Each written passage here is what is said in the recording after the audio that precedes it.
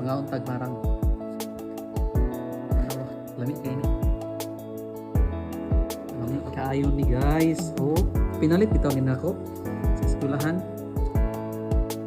Pinalit na ako kay para makakwarta pa ng mga bata ba. Katong tilawan. Ang tamis ba?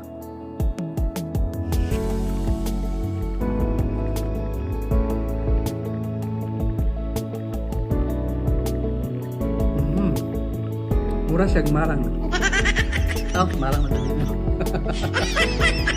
Tanawa na pag isa. Kaning isa ihatag na lang ni namo kay murag malata naman ang uma. Tanin nyo. Dagko kayo ang kanang yang liso. Oh, yang liso. Ang yang unod ba dagko kay siya nga lusok.